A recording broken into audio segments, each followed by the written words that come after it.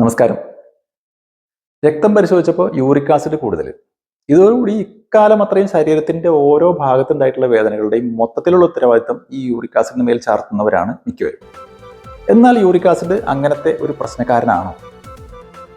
ഈ വേദനകളുടെ മൊത്തം ഉത്തരവാദിത്തം അദ്ദേഹത്തിനാണോ? ഇത്തരം പ്രമാദമായ ചോദ്യങ്ങൾക്ക് ഉത്തരം നമുക്ക് കണ്ടുപിടിക്കേണ്ടതുണ്ട്. അതുകൊണ്ട് നമുക്ക് ഐശ്വര്യമായിട്ട് വീഡിയോയിലേക്ക് കിടക്കാം. Welcome to the new video, the uric acid. എന്താണ് യൂറിക് ആസിഡ്? നമ്മുടെ കോശങ്ങളിലെ DNA, RNA എന്നിങ്ങനെയുള്ള ന്യൂക്ലിക് ആസിഡുകളുടെ നിർമ്മാണ ഘടകമായ പ്യൂരിൻസ് വിഘടിക്കുമ്പോൾ ഉണ്ടാകുന്ന വേസ്റ്റ് പ്രൊഡക്റ്റ് ആണ് യൂറിക് ആസിഡ്. ഈ പ്യൂരിൻസ് എന്നുള്ള പേര് മാത്രം ഒന്ന് ഓർത്താൽ നന്നായിരിക്കും. അത് ഇനിയും പലതവണ ഇങ്ങനെ പറയേണ്ടി വരും. അതുകൊണ്ടാണ്.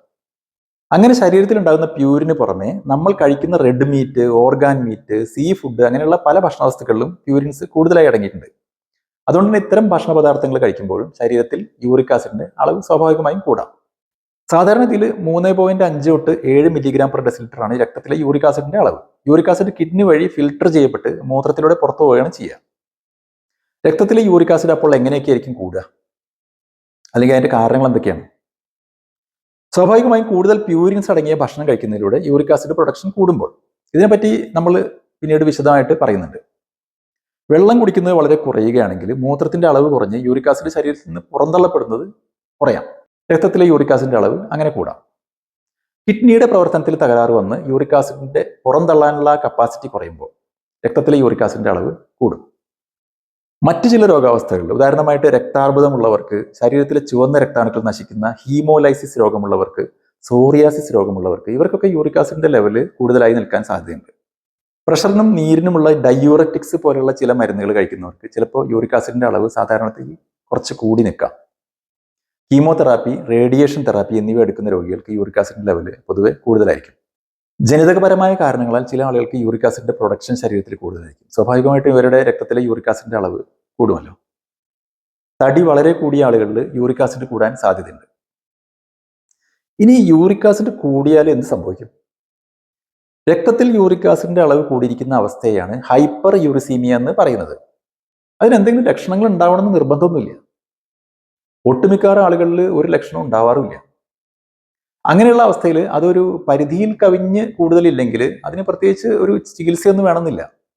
അതായത് മരുന്നുകളൊന്നും കഴിക്കണമെന്നില്ല.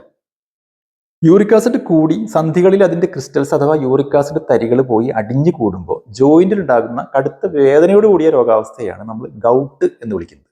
ഗൗട്ടിന്റെ വേദന കാലിന്റെ തള്ളവിരലിന്റെ കടക്കലാണ് പ്രധാനമായിട്ടും ഉണ്ടാവുക. സൂചി കൊണ്ട് കുത്തുന്നത് പോലെ ആ ജോയിന്റിൽ നല്ല അസല് വേദന ഉണ്ടാവും. നീരും ചുവന്ന നിറവും ഒക്കെ വരും. സാധാരണയായി ഒരു ജോയിന്റിൽ മാത്രമാണ് ഈ വേദന വരാറുള്ളത്. ചിലപ്പോൾ ആംഗിൾ ജോയിന്റിലും മുട്ടിലുമൊക്കെ വേദന വരാം. ഇത്തിരി യൂറിക് ആസിഡ് കൂടിയിട്ടുണ്ടെന്ന് വെച്ചിട്ട് ശരീരത്തിലുള്ള മൊത്തം വേദനയുടെ മുഴുവൻ ഉത്തരവാദിത്തം യൂറിക് ആസിഡിന്റെ മേൽ ചാർത്തരുത്. അങ്ങനെ ഒരു സംഗതി ഇല്ല. രക്തത്തിൽ യൂറിക് ആസിഡ് കൂടുമ്പോൾ കിഡ്നിയിൽ കല്ലുണ്ടാവാനുള്ള സാധ്യതയും കൂടുതലാണ്. യൂറിക് ആസിഡ് കൊണ്ടുള്ള കിഡ്നി സ്റ്റോൺസ്. ശരി, യൂറിക് ആസിഡ് കൂടുതലാണെന്ന് കണ്ടു. ഇനി എന്ത് ചെയ്യണം? ജീവിതശൈലി മാറ്റങ്ങൾ വേണ്ടിവരും. ഭക്ഷണത്തിൽ എന്തൊക്കെയാണ് ശ്രദ്ധിക്കേണ്ടത്? അതാണല്ലോ നമ്മുടെ പ്രധാന വിഷയം. ആദ്യം തന്നെ പറയാനുള്ളത് റെഡ് മീറ്റ് ഒക്കെ ഒഴിവാക്കുക എന്നുള്ളതാണ്. ബീഫ്, പോർക്ക്, മട്ടൻ, ഇതൊക്കെ. പ്യൂരിൻസിന്റെ അളവ് വളരെ കൂടുതലാണ് ഇതിലൊക്കെ. പ്യൂരിൻസ് ഉള്ള പേര് ഓർക്കാൻ ഞാൻ നേരത്തെ പറഞ്ഞിട്ടുണ്ടായിരുന്നു. പിന്നെ സീ ഫുഡ് ഒഴിവാക്കുക. അതായത് ചെമ്മീൻ, കൊഞ്ച്, ഞണ്ട്, കക്ക, കല്ലുമ്മക്കായ, പിന്നെ മീനുകളിൽ അയല, മത്തി, നത്തോലി അങ്ങനെയുള്ള ഐറ്റങ്ങളൊക്കെ ഒഴിവാക്കുക. ഇതിലൊക്കെ പ്യൂരിന്റെ അളവ് കൂടുതലാണ്. ഓർഗാൻ മീറ്റ് ഒഴിവാക്കുന്നത് നല്ലതാണ്. അതിലും പ്യൂരിൻസിന്റെ അളവ് കൂടുതലാണ്. അതായത് ലിവർ, കിഡ്നി, ബ്രെയിൻ, ബോട്ടി ഇതൊക്കെ ഒഴിവാക്കണം എന്നർത്ഥം. പിന്നെ പ്രധാനപ്പെട്ട കാര്യമായിട്ട് പറയാനുള്ള യൂറിക് ആസിഡ് കൂടുതലുള്ളവർ മധുരമുള്ള സാധനങ്ങളൊക്കെ കുറയ്ക്കുന്നത് നല്ലതാണ്. Cake, pastry, cookies, jam, ketchup, ice cream അങ്ങനെയുള്ള സാധനങ്ങൾ, പൊതുവെ ഹൈ ഫ്രക്ടോസ് കോൺ സിറപ്പ് മധുരത്തിനായി ഉപയോഗിക്കുന്ന ഭക്ഷ്യവസ്തുക്കളൊക്കെ യൂറിക് ആസിഡ് കൂടുതലുള്ളവർ ഒഴിവാക്കുന്നതാണ് നല്ലത്. അതുപോലെ തന്നെ പെപ്സി, കൊക്കക്കോള പോലുള്ള കാർബണേറ്റഡ് ഡ്രിങ്ക്സ്, സർബത്ത്, ആർട്ടിഫിഷ്യൽ ഫ്രൂട്ട് ജ്യൂസ് ഇതൊക്കെ പൂർണ്ണമായിട്ടും ഒഴിവാക്കണം. ഈ പറഞ്ഞ മധുരസാധനങ്ങളുടെയൊക്കെ മെറ്റബോളിസം നടക്കുമ്പോൾ ഇൻഡയറക്റ്റ് ആയിട്ട് യൂറിക് ആസിഡിന്റെ പ്രൊഡക്ഷൻ കൂടുന്നുണ്ട്. പിന്നെ പറയാനുള്ള കാര്യങ്ങൾ, മദ്യപാനം ഒഴിവാക്കുക. പ്രത്യേകിച്ച് ബിയറൊക്കെ കുടിക്കുമ്പോൾ യൂറിക് ആസിഡിന്റെ അളവ് നന്നായി കൂടും. വെള്ളം ധാരാളമായി കുടിക്കണം. എന്നാലേ ഈ സാധനം മൂത്രത്തിലൂടെ നന്നായി പുറന്തള്ളപ്പെട്ടുള്ളൂ. സ്ഥിരമായി അത്യാവശ്യം വ്യായാമമൊക്കെ ചെയ്യുക. ശരീരഭാരം നിയന്ത്രിച്ച് നിർത്തുക. അങ്ങനെയുള്ള കാര്യങ്ങളിലൊക്കെ ശ്രദ്ധിക്കുക. പിന്നെ ഇത്തരം കാര്യങ്ങളൊക്കെ ശ്രദ്ധിച്ചിട്ടും യൂറിക് ആസിഡിന്റെ അളവ് ഒട്ടും കുറയുന്നില്ല, അതിന്റെ ലക്ഷണങ്ങളും മാറുന്നില്ലെങ്കിൽ നിങ്ങൾക്ക് തീർച്ചയായിട്ടും യൂറിക് ആസിഡ് കുറയ്ക്കാനുള്ള മരുന്നുകൾ കഴിക്കേണ്ടി വരും. അത് നിങ്ങളുടെ ഡോക്ടറുമായി ബന്ധപ്പെട്ടിട്ട് ചെയ്യേണ്ട കാര്യങ്ങളാണ്. പിന്നെ ആളുകൾ സ്ഥിരമായി ചോദിക്കുന്ന ഒരു ചോദ്യം പച്ചക്കറികളെല്ലാം കഴിക്കാമോ എന്നുള്ളതാണ്. പൊതുവെ ഒട്ടുമിക്കവാറും എല്ലാ വെജിറ്റബിൾസും ഫ്രൂട്ട്സും, പ്രത്യേകിച്ച് വൈറ്റമിൻ സി കൂടുതലുള്ള നെല്ലിക്ക, നാരങ്ങ, ഓറഞ്ച് എന്നിവയൊക്കെ കഴിക്കുന്നത് വളരെ നല്ലതാണെന്നാണ് പറയപ്പെടുന്നത്. പക്ഷെ ഗ്രീൻ പീസ്, ചീര, കൂൺ, കോളിഫ്ലവർ ഇതിലൊക്കെ പ്യൂരിൻ കണ്ടന്റ് കുറച്ച് കൂടുതലായതിനാൽ ഇതൊക്കെ അല്പം കുറയ്ക്കാം. തീരെ കഴിക്കാൻ പാടില്ല എന്ന് പറയാൻ പറ്റില്ല. അപ്പോൾ ഇതൊക്കെയാണ് യൂറിക് ആസിഡ് എന്ന പ്രശസ്തമായ വിഷയത്തെക്കുറിച്ച് പറയാനുള്ളത്. നിങ്ങൾക്ക് വീഡിയോ ഉപകാരപ്പെട്ടു എന്ന് കരുതുന്നു. ഇഷ്ടമായെങ്കിൽ വീഡിയോ ഒന്ന് ലൈക്ക് ചെയ്യുക, മറ്റുള്ളവർക്കായിട്ട് ഷെയർ ചെയ്യുക.